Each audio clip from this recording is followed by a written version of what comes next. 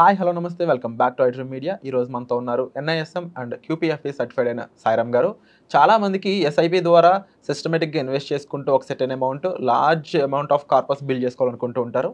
But ఎస్ఐపికి సంబంధించి ముఖ్యమైన డీటెయిల్ ఈరోజు ఎపిసోడ్లో తెలుసుకుందాం. Hi sir. Hi Virat. Sir, SIP ద్వారా లాస్ట్ టైము మనకి 25,000 కోట్లు వచ్చాయని చెప్పేసి ఒక స్టేట్మెంట్ వచ్చిందనమాట. అంత కొత్త ఇన్వెస్టర్స్ ఎస్ఐపిలో ఇన్వెస్ట్ చేస్తూ చాలా మొగ్గు చూపిస్తూ ఉన్నారు.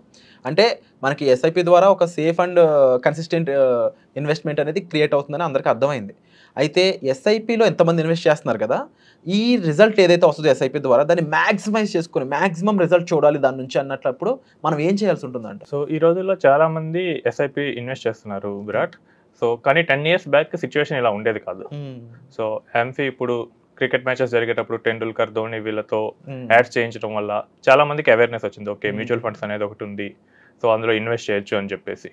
సో చాలా మంది ఎస్ఐపిస్ అయితే మొదలు పెట్టారు. సో ఎస్ఐపిస్ మొదలు పెట్టారు కానీ దాని నుంచి మాక్సిమం బెనిఫిట్ అయితే వాళ్ళు తీసుకోలేకపోతున్నారు. జస్ట్ ఎస్ఐపి చేసాము ఇక అంతే, దాన్ని ఇంకా వదిలేస్తున్నారు. సో ఈ రోజు మనం ఎస్ఐపి నుంచి మాక్సిమం రిజల్ట్ ఎస్ఐపి నుంచి ఎలా తీసుకోవాలనేది మనం చూద్దాం. ఎస్ఐపి చేసే వాళ్ళందరూ కూడా. సో ఇప్పుడు మనం 3 స్ట్రాటజీస్ చూద్దాం ఇందులో. ఓకే. సో ఫస్ట్ వచ్చేసరికి స్టెప్అప్ ఎస్ఐపి. ఓకే. సో చాలా మంది ఎస్ఐపి చేస్తారు, ఇక ఆ తర్వాత దాన్ని పట్టించుకోరు. అవును. కానీ ఈ టైంలో ఎస్ఐపి చేసినప్పుడు ఒక ఇన్కమ్ ఉంటుంది, తర్వాత మన ఇన్కమ్స్ కూడా మారిపోతూ ఉంటాయి. అవును. సో ఎప్పుడైతే మన ఇన్కమ్ కనుక పెరిగిందో సో అప్పుడే మనం ఎస్ఐపిని కూడా పెంచాలి. అంటే నేను ఒక 10,000 ఎస్ఐపి చేస్తున్నాను ప్రతి మంత్ అనుకున్నట్లయితే ఒక 1 year తర్వాత ఒక 1,000 పెంచాల్సి ఉంటుందంట. 1 year తర్వాత 1,000 అంటే మీరు 10% రూల్ చెప్తున్నారు. ఓకే.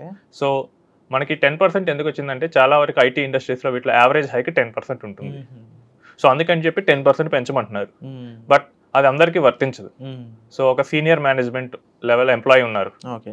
సో వాళ్ళకి ఆల్రెడీ 40-50 lakhs ఉన్నాయనుకోండి ప్యాకేజ్. ఓకే. సో 10% ఏం పెంచరు వాళ్ళకి. సో ఇచ్చేది కూడా ఈ సాఫ్ట్స్లో కానీ ఇంకా లేదా తక్కువ హైకే ఇస్తారు. ఓకే. కాబట్టి మనం ఏం చేయాలంటే మన ఇన్వెస్టబుల్ సర్ప్లస్లో అంటే మన ఇన్కమ్ మైనస్ ఎక్స్పెన్సెస్ పోనీ ఎంత అయితే మిగులుతుందో దానిలో మ్యాక్సిమం రౌట్ చేయడానికి చూడాలి. సో ఇప్పుడు నాకు లాస్ట్ ఇయర్ 10,000 మిగిలింది, నేను 10,000 ఎస్ఐపి పెట్టాను. నాకు శాలరీ కొంచెం పెరగడం వల్ల నాకు ఇయర్ ఒక 13,000 మిగిలింది. అప్పుడు కూడా 1,000 పెడితే మిగతా 2,000 ఎందుకు ఖర్చు అయిపోతాయి. సో అలా కాకుండా మనం సర్ప్లస్లో నుంచి ఎంత మ్యాక్సిమం కుదిరితే అంత ఇన్వెస్ట్ చేయడానికి ట్రై చేయాలి. సో ఇప్పుడు ఒక మీరు చెప్పినట్లే 10% ఎగ్జాంపుల్ తీసుకుందాం. అవును. సో నార్మల్గా అయితే మనకు మ్యూచువల్ ఫండ్స్ ఇండస్ట్రీలో ఒక ఫేమస్ సేయింగ్ ఉంది. సో 15 years పాటు మీరు 15%తో రిటర్న్ వచ్చే ఇన్వెస్ట్మెంట్ ఫండ్లో కనుక మీరు 15,000 ఇన్వెస్ట్ చేస్తే మీకు 15 years తర్వాత 1 crore వస్తుంది. 15 years పాటు 15% వచ్చే ఫండ్లో 15,000 ఇన్వెస్ట్ చేయాల్సి ఉంటుంది. అవును. ఎంత వస్తుంది సార్? సో మీకు 1 crore వస్తుంది. ఓకే. అది మీరు చూడొచ్చు స్క్రీన్లో. సో మనకి ఎస్ఐపి క్యాలిక్యులేటర్లో మనకి 15 years పాటు 15,000 మనం ఇన్వెస్ట్ చేసుకుంటే పోతే 1 crore వస్తుంది. ఓకే. సో ఇప్పుడు దాన్ని మనం స్టెప్అప్ చేస్తే ఏమైతే చూద్దాం. సో స్టెప్అప్లో మనం 10% స్టెప్అప్ చేసాం. ఓకే. సో స్టెప్అప్ చేసినప్పుడు మనకి సేమ్ ఎస్ఐపి మనకి 1.66 crores ఇస్తుంది. సో ఆల్మోస్ట్ 66% తేడా వస్తుంది జస్ట్ స్టెప్అప్తో. జస్ట్ స్టెప్అప్తో. సో ఇది 10% అనేది అందరికీ వర్తించదు, ఎందుకంటే జాబ్ షిఫ్ట్ కొట్టినప్పుడు 30-40% కూడా పెరుగుతుంది. అవును. సో కెరియర్లో అడ్వాన్స్గా స్టేజ్కి వెళ్ళేటప్పుడు ఇంకా పెరుగుతుంది. సాయిరామ్ గారు, ఇప్పుడు స్టెప్అప్ చేయడం వల్ల ఇంత 60% బెనిఫిట్ అనేది చూపిస్తున్నారు కదా, ఎక్స్ట్రా యాడెడ్ అడ్వాంటేజ్, ఇది ప్రతి ఫండ్కి కూడా వర్తిస్తుంది అంటారు? అవునండి, మనం చేస్తే ఏ ఇన్వెస్ట్మెంట్కైనా ఇది వర్తిస్తుంది. ఓకే. సో ఇక్కడ మనం సింపుల్గా ఏం చేస్తున్నాం అంటే మన ఇన్వెస్ట్మెంట్ వాల్యూని పెంచుతూ ఉన్నాం. సో కాబట్టి ఇక్కడ మనకి ఎక్కువ రిటర్న్స్ అనేది వస్తున్నాయి. సో రియల్ సినారియోస్లో ఏమవుతుందంటే ఇంతకన్నా ఎక్కువే డిఫరెన్స్ మనకు వస్తుంది. ఓకే. సో మనం స్టెప్అప్ చేసేటప్పుడు కొన్నిసార్లు ఆ టైంలో మార్కెట్ పడిపోవచ్చు. సో అప్పుడు ఇంకా మనకి ఎక్కువ రిటర్న్స్, ఎక్కువ వాల్యూమ్ రావచ్చు, ఇంకా ఎక్కువ రిటర్న్స్ వస్తాయి. సో లాంగ్ టర్మ్లో మనకి ఎలాగో పాజిటివ్ ఉంటుంది కాబట్టి మనం చేసే ఇయర్లీ చేసే చిన్న చిన్న ఇన్వెస్ట్మెంట్స్ కూడా మనకి లాంగ్ రన్లో ఎక్కువ డిఫరెన్స్ చూడొచ్చు. సో ఇది ఒకటి స్టెప్అప్ స్ట్రాటజీ. రెండవది ఏంటంటే మనకి 1 year ఉంది. ఇయర్లో ఎస్ఐపి జనరల్గా మంత్లీ చేస్తుంటాం కాబట్టి 12 installmentsలో పే చేస్తాం. సో ఎక్స్ట్రాగా 13 installments పే చేయండి 12 బదులు. అంటే 1 yearలో ఇంకో ఎక్స్ట్రా ఇన్స్టాల్మెంట్ సేమ్ ఫండ్లో ఇన్వెస్ట్ చేయండి. సో మనకి అవైలబిలిటీ ఉంది అది. సో అవైలబిలిటీ ఉంటుంది. సో మీరు మీ మ్యూచువల్ ఫండ్ చూసుకునే యాప్లోకి వెళ్ళేసి మీరు సేమ్ ఫండ్లోకి మీరు ఎక్స్ట్రాగా ఇన్వెస్ట్ చేసేయచ్చు. ఓకే. సో ఇలా ఇన్వెస్ట్ చేస్తున్నప్పుడు ఏమవుతుందంటే మనకి ఒక 7-8% వరకు డిఫరెన్స్ వస్తుంది రిటర్న్లో. సో నార్మల్గా మీకు 15,000 సేమ్ ఇన్వెస్ట్ చేసుకుంటే వెళ్తే 1 crore వస్తే ఇక్కడ 1.7 to 1.8 crores జనరేట్ అవుతుంది.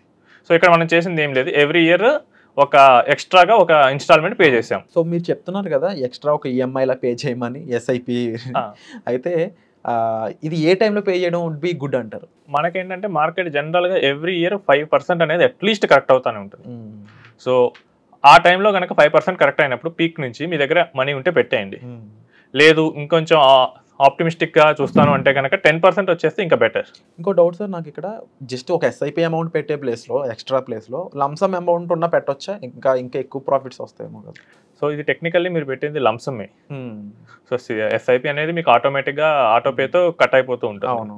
సో మనం ఎక్స్ట్రాగా పెట్టేది ఒక లంసమే. ఓకే. సో మనకి ఇంకా ఎక్కువ అమౌంట్ ఉంటే కనుక పెట్టొచ్చు. సో మనం సేమ్ ఫండ్లో మనం కంటిన్యూ చేయొచ్చు. SIP plus lump sum. సో ఈ స్ట్రాటజీని ఎస్ఐపి ప్లస్ లంసమ్ స్ట్రాటజీ అని కూడా అంటారు. సో థర్డ్ స్ట్రాటజీ వచ్చేసరికి పైన 2 చెప్పినవి మిక్స్ చేయాలి. Okay. Step up plus 13th instalment. Okay. So ఈ స్ట్రాటజీలో ఏమవుతుందంటే, సో ఎవ్రీ ఇయర్ మనం ఇన్వెస్ట్మెంట్ చేస్తూనే ఉంటాం. సో యాజ్ నెక్స్ట్ మనకి హైక్స్ రాగానే లేదా ఇంకా ఎక్స్ట్రా అయినా ఇన్కమ్ రాగానే మనం మన ఎస్ఐపి అమౌంట్ని పెంచేస్తాం, స్టెప్ అప్ చేస్తాం. సో ఎప్పుడైతే మనం స్టెప్ అప్ చేస్తున్నామో మనం ఎక్స్ట్రా ఇన్స్టాల్మెంట్ని కూడా ఆ స్టెప్ అప్ అమౌంట్తో ఈక్వలెంట్గా మనం పెంచాలి. ఓకే. సో నేను ఇప్పుడు 15,000 చేస్తున్నాను, నెక్స్ట్ ఇయర్ నేను 20 చేశాను. ఆ ఇయర్ నాకు బోనస్ రావడం కానీ, లేదా ఏ జరిగినప్పుడు కానీ, లేదా నా ఒక బర్త్డే రోజు కానీ ఒక ఈవెంట్ పెట్టుకొని నేను ఆ 20,000 నాకు ఎక్స్ట్రాగా నేను ఇన్వెస్ట్ చేశాను. సో ఈ స్ట్రాటజీతో వెళ్తే మనకి 15 years తర్వాత 1.8 crores వస్తుంది. So normal SIP 1 crore generate చేస్తుంది, స్టెప్ అప్ 1.66. సో స్టెప్ అప్ ప్లస్ 13 months స్ట్రాటజీతో వెళ్తుంటే మనకి ఏమవుతుందంటే 1.8 crores వస్తుంది. సో చాలా మంది 1.8 crores అచీవ్ చేయగలిగిన వాళ్ళే. సో నార్మల్గా 10,000 పెట్టే వాళ్ళు కూడా వాళ్ళకి ఎక్స్ట్రాగా 10,000 ఉంటుంది, బట్ చాలా మంది వీటిని ఇగ్నోర్ చేస్తారు. సో ఇలాంటి చిన్న చిన్న మిస్టేక్స్ చేయకుండా ఉంటే కనుక మనం చాలా మంచి వెల్త్ క్రియేట్ చేసుకోవచ్చు. లైక్ మనం చేసే ఇన్వెస్ట్మెంట్కి ఒక 1% సెర్టెన్ పర్సెంట్ అనేది యాడ్ చేస్తే దానివల్ల వచ్చే బెనిఫిట్ మాత్రం 60% ఎక్స్ట్రా వస్తుంది. దట్ ఈస్ అమేజింగ్ అని చెప్పాలి. బికాజ్ చాలా మందికి రెగ్యులర్ ఇన్వెస్ట్మెంట్ చేయడం అలవాటు ఉంటుంది, కానీ ఇలాంటి చిన్న చిన్న టిప్స్ టెక్నిక్స్తో మనం ఇంకా ఎంతో అచీవ్ చేయొచ్చు అనే విషయాలు తెలిసి ఉండవు ఎక్కువ మందికి. అండ్ వండర్ఫుల్ ఇన్ఫర్మేషన్ ఇచ్చారు sir, thank you so much. ముఖ్యంగా అండి, మనం తీసుకున్న ఫండ్ ఏదైనా అయ్యి ఉండొచ్చు, బట్ ఆ ఫండ్లో ఒక 60% ఎక్స్ట్రా రిజల్ట్ చూడాలి అనుకున్నప్పుడు ఇలాంటి ప్రొసీజర్ మీరు ఫాలో అవడం వుడ్ బి గుడ్ అని చెప్పేసి మనకి సార్ చెప్తా ఉన్నారు. అయితే మీరు ఎలాంటి ఫండ్ చూస్ చేసుకోవాలి అనే దానిపై కూడా ఒక క్లారిటీ తెచ్చుకోవాల్సిన అవసరం ఎంతైనా ఉంటుంది. అండ్ మీ ఫైనాన్షియల్ క్యాపబిలిటీస్ ఏ విధంగా ఉన్నాయి, దానికి సంబంధించి మీరు ఇన్వెస్ట్మెంట్స్ ఏంటి, మీ టాక్సేషన్ ఏంటి, ప్రతి విషయాలు మీకు పూర్తి తరహాలో మీకు సజెషన్ కావాలి, మీకు గైడెన్స్ కావాలి అనుకున్నట్లయితే డిస్ప్లే అవుతున్న నెంబర్స్ కాల్ చేయడం ద్వారా మీరు సాయిరామ్ గారితో పర్సనల్ అపాయింట్మెంట్ అనేవి బుక్ చేసుకోవచ్చండి. అండ్ కంప్లీట్గా మీ పర్సనల్ ఫైనాన్స్ని గైడ్ చేసుకోవడంతో పాటుగా మీ ఇన్వెస్ట్మెంట్ని ఒక లైన్అప్ చేసుకోవడం, ఇలాంటివన్నింటిలో మీకు హెల్ప్ అనేది దొరుకుతుంది. Thank you so much sir. Thank you. Right.